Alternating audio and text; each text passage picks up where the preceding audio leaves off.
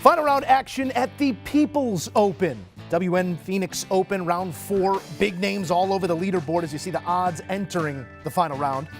But let's start with the shot of the day.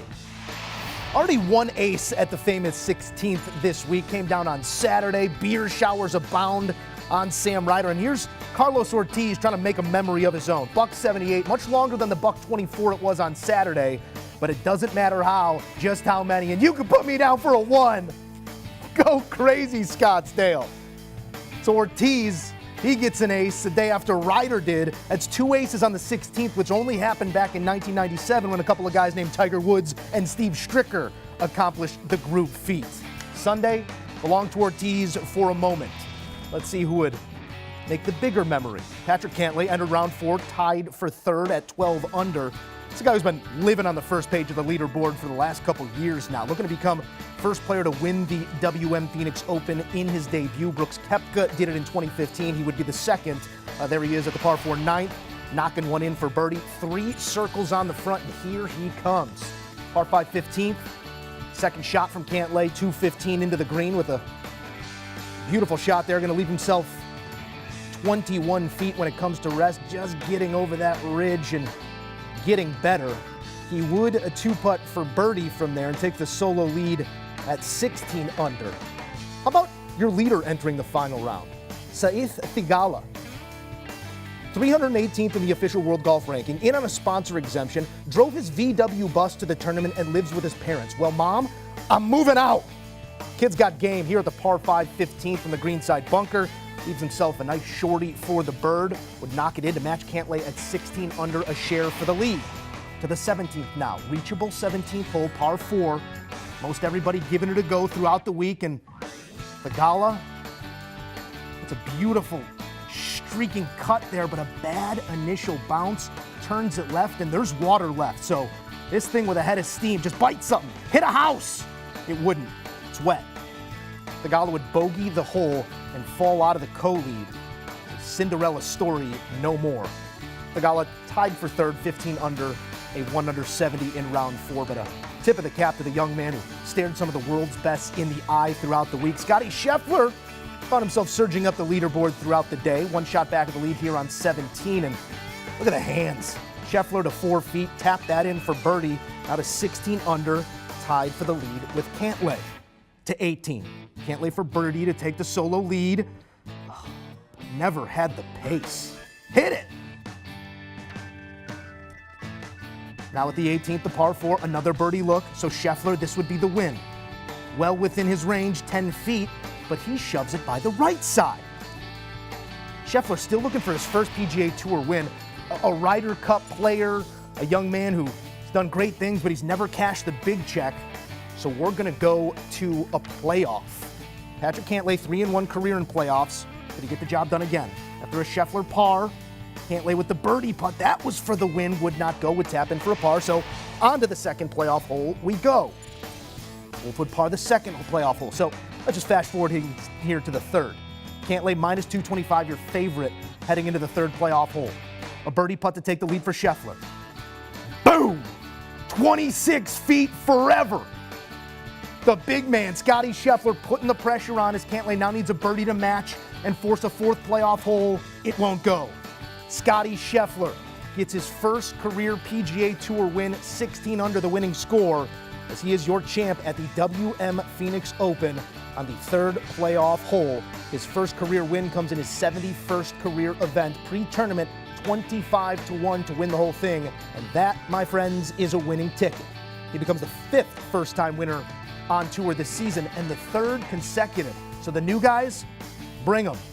They can do it too. Scottie Scheffler, 16 under, gets the job done. And little note here on Super Bowl Sunday, Scottie Scheffler, Matthew Stafford, both went to Highland Park High School. How about Armando Balionis with the newest winner on tour?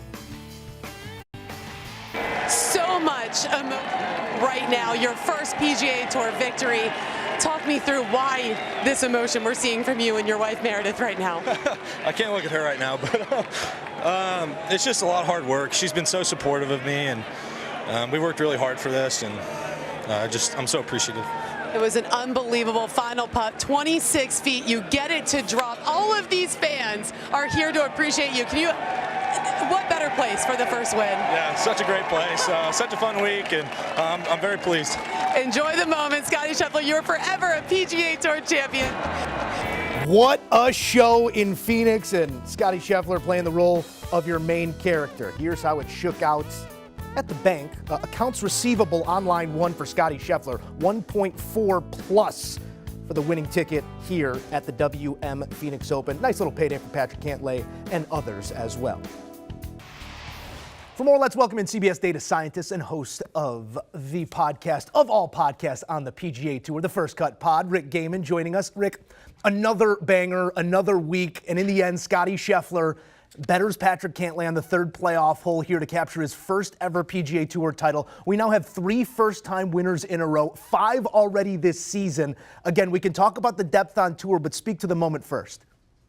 Yeah, absolutely. This event as a whole was phenomenal, Joe. I mean, it was great conditions out at TPC Scottsdale. The fans, as usual, were excellent, and we got a packed leaderboard with some of the game's best players, and it's Scottie Scheffler that comes out on top. You mentioned it there just at the top. You know, he had a putt to win this thing in regulation from just outside of 5 feet, and it doesn't touch the cup, and that's kind of a moment that when you're going for your first PGA Tour victory, that could have really ended it for him. You know, for him to be able to reset, go sign his scorecard, and then battle Patrick Cantlay, who's been one of the best players on the planet for the last year, and come out victorious. It's a huge moment for Scottie Scheffler to not only get his first victory, but get it done in this manner. Unbelievably impressive stuff. Rick, with all due respect to List and Hoagie, Scheffler is one that was starting to creep up on that list of when's it going to happen? Is it going to happen? And here it is. And it always begs the question of, is this the floodgate moment for a guy with the type of game Scottie Scheffler has? Here we take a look at the final round scorecard here. Comes home in 32, had a couple really nice 9s, and was able to close the gap that he needed to down the stretch. We'll talk about Sith Theegala here in a moment, but Scheffler and his future on tour. This is obviously affirming, but does this, do you believe, lead to more wins? Oh, absolutely. I mean, he was already the 15th ranked player in the world heading into this week. That's obviously going to get better. We just saw the scorecard, and by my count, that was 8 birdies on Sunday with a leaderboard that was jam-packed with some of the game's best. And what I think is really good for Scottie Scheffler is it's not only like he's been close at regular tour events, which he has. He's been knocking on the door consistently, but in a handful of major championships that he's played, he's played very well. He's got a couple of top 10 finishes. He's contended.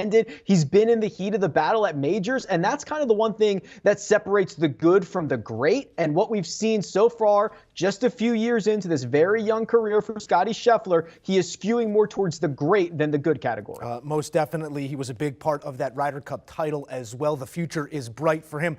Future's also bright for another young man many were introduced to here over the weekend, Sith Theegala. He played this course fantastic. 70 holes. He stared down the best in the world, Rick, and did not flinch. But then at the 17th, there you see it.